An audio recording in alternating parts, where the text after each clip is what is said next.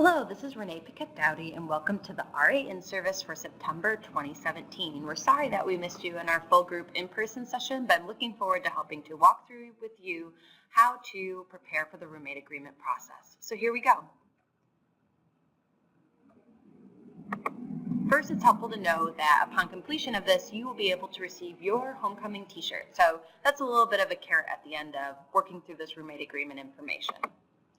So Room Pact is where everything is going to happen in regards to roommate agreements. It's really important to note that our expectation is that this process is taking place with you in the room. So you should aim to be able to set up a time with the room that you are working with, so that way you are in person in the room with the roommates while each of them are on a laptop or a device working through the agreement. You are going to act as a facilitator of the questions and helping to clarify and helping them to be able to think through the different components of the process. A common question that we receive is, hey, what if this resident already completed their roommate agreement? You'll still be able to walk through it together and you'll still be able to act as a facilitator even if they completed it ahead of time. You also have the ability to be able to help to clear that form should the resident had unintendedly completed that information. So here we go. Let's dive into Room Pact. So Wolf is what is represented by Room Pact in regards to roommate agreements, and we're going to kind of see him guiding us along the way here. So our goal is to go over the components of the roommate agreement, to be able to assist roommates in being able to complete this, and to be able to use the roommate agreement itself to complete a mediation. So let's keep diving in here. Why are these agreements important? Maybe you're familiar with the show The Big Bang Theory, and in it there is like a pretty comical series of events where there are tons of clauses that have been added to a multi-page roommate agreement process. So things like one addendum is when Sheldon showers, second, any and all measures shall be taken to ensure an adequate supply of hot water. Or the body snatchers clause, Leonard will help Sheldon destroy someone who they know that has been replaced by an alien pod. Good thing in Room Pact, we're not going to quite dive into that many addendums or those types of crazy clauses. However, they do serve a number of important functions, and this can include expectations to understand what's important to each other, to be able to be preemptive in regards to potential conflicts, and really to provide you as a staff member with a tool to help in mediating conflict. So the Room Pact software helps with this process, but it's really important that you help residents to take this process seriously. Residents will feed off of the dynamic that you set and the attitude that you put forward. So if you walk into the space and it's, hey, we got to get this done, we need to rush through this, that is exactly how residents are going to respond. Versus if you come into it going, hey, this is really important and I believe in what this is going to be able to help us to be able to avoid conflicts in the future and help you both to have a great living experience, residents are going to respond to that. So let's look at what it looks like to actually complete a roommate agreement. What does it look like to a resident? So the first time that they log in, this is the screen that they're going to see. It's going to check in to say, hey, you haven't signed your agreement yet, and that's okay. So they're also able to view it from the Incomplete Tasks hub. This is important for you to know in case you're sitting down with both residents and they're like, hey, I don't know how to navigate this. Where do I find this information? They can begin by using the agreement helper. This should help them to be able to complete this together. They'll guide you through question by question, which will be great for you in terms of facilitating. So there are also some areas where residents aren't able to skip that area. They have to be able to at least indicate why they are skipping, and that would be important for you in facilitating. So once complete, residents can review, modify, and sign their agreement. You'll also see that they can add custom categories or things that are unique to them if that's something that comes up as being helpful to all of you. When you complete the agreement, you have to be sure to be able to sign and kind of X marks the spot, or they can attempt to be able to make their signature happen with their mouse if possible. If at any point in the semester they want to be able to propose changes, residents should always discuss this in person first, and you can use this as a tool when mediating conflicts. So you'll be alerted if there's a case where residents are diving into the system and want to be able to make some changes. So here's what the modification tool looks like, so that way you have some insight on what that looks like. They'll also have to sign the agreement again.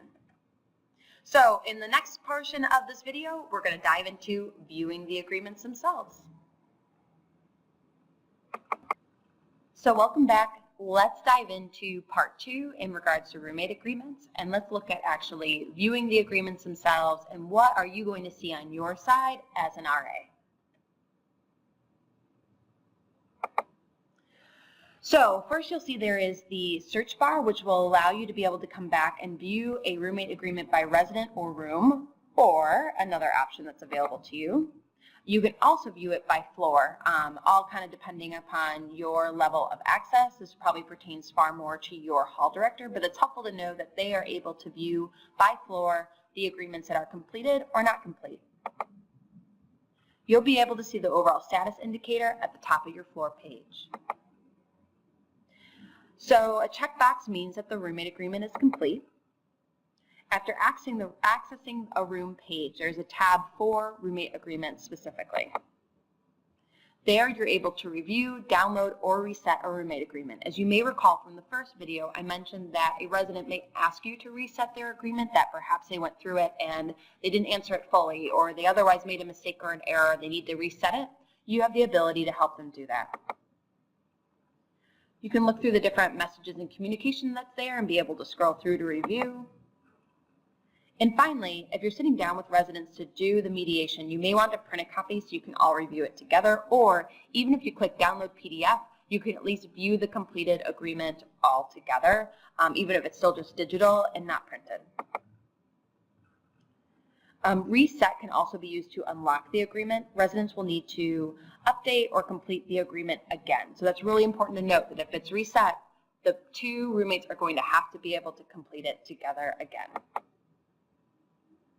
You'll be able to enter a message indicating why this was reset. And so it's really important that you discuss this with a resident before it is just randomly reset. So let's dive into actually mediating a conflict itself. So during the course of the school year, conflicts are going to occur. Room Pact is really meant to complement this process, and we know that in-person dialogue is always going to be what's king. So how can you best leverage Room Pact in regards to mediating conflicts? It could include printing the agreement to actually have it to review together and then to make changes, being able to use the alert staff feature to be able to notify relevant staff quickly, including your hall director. By default, all your rooms are visually represented as green, but that can be changed. So yellow means things are going, ho-hum, okay. Red is something where you want to be able to help indicate to your hall director, hey, I'm really concerned about this room. This is just available for you to be able to see and your hall director, not something that residents will see in regards to their room status. So this indicates how you can go about changing that status or using the system to be able to note that information. Remember to keep your comments brief, but with enough detail so that way your hall director understands what's occurring. Keep to the facts, keep opinions and other things out of that.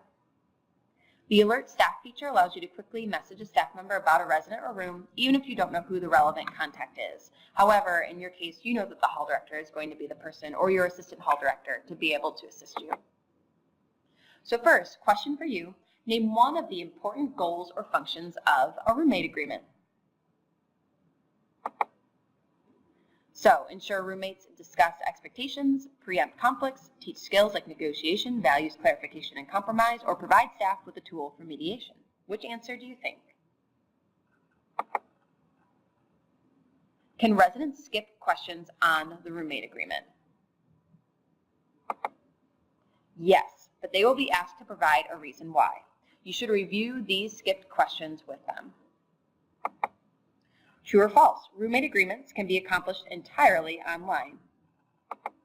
False. Trick question. Roommates completing it and discussing it in person or reviewing the agreement with a staff member in person is really important for this process to work. So in this final portion of the roommate agreement process, we're going to dive into methods of approach. You're almost done. Great job so far. I appreciate all the work that you're putting in to feel prepared for the roommate agreement process. Back to roommate agreements part 3, we're going to dive in now into some different methods of approach and really into the practical elements of what it takes to be able to complete a roommate agreement. So first, think about how should you prepare for the roommate agreement? What steps can you take now before they even begin to be able to help you to feel ready? Go ahead and prepare to enter your responses to that to the question box that will pop up shortly. So for preparation, there's a few different methods that I highly recommend. One is to ensure that you set up a time with all roommates. I know that can be tricky, especially with quads and triples, but having time set aside in advance to make sure that everyone who needs to be is present is really important. Review the agreement together. So while that note's there in advance, make sure that you are familiar with the agreement terms. Those are available for you to be able to review, and there's a handout provided at the in-service that I will make sure is available to your hall directors to distribute to you, but make sure you're familiar with the terms and what that looks like. Ensure that if any edits come up, you're really helping them to work through that. Note any concerns that you are seeing as you are going through that process. So don't sit and wait to be able to instruct that, hey, I don't know how well that will work to indicate that both of you are willing to share all of your stuff. Likely there are some items in this room, maybe your toothbrush, maybe your favorite glass that you like to use, maybe your laptop, that you don't want your roommate to use. And it's totally okay to have those boundaries. It's really important that as you hear those concerns or you see anything you might think is questionable from your experience, bring those up now. Write down questions and notes. So go ahead as you're going through and note the things that may concern you or the things that you want to be able to confirm in roommates that you're going, hey, this was a really great idea and a good strategy that you all have in place. So next, think about how do you start the agreement conversation? So what can be really important is that you have a sense of why do we do this process? How are you going to introduce this to the residents on your floor? I'm going to show you an example in a moment, and then you'll have a chance to be able to enter in your response. So for example, if I were sitting down with roommates, I might want to be able to start things off with going, hey, so this agreement we're about to go into is just the beginning of the conversation. My goal is to help you to be successful as roommates. In-person conversation is important, so that way I can be a support person to you. So that's why we're going to walk through this together, and I'm here to be able to assist you in talking through all the different components. I value your relationship, and I want to support you in being able to have a really good start to this. So think about for you, what does that introduction look like? You're going to do this multiple times over with residents on your floor. How will you help them to know that you value this experience, you value them, and you're here alongside them to help them to complete it? All right, so that brings us to the very end. I really appreciate the time and work that you put into this. I encourage you to walk through the agreement terms to be able to think through with your staff and with your hall director about various issues that could arise or that could come up. And otherwise, again, thank you so much for your time put into this. There is one final component of this as it relates to conflict for you to walk through and to assist you in kind of thinking through the skills that you need in terms of being the third party to sometimes issues or concerns that may arise among residents. Have a wonderful fall 2017 and best of luck with roommate agreements.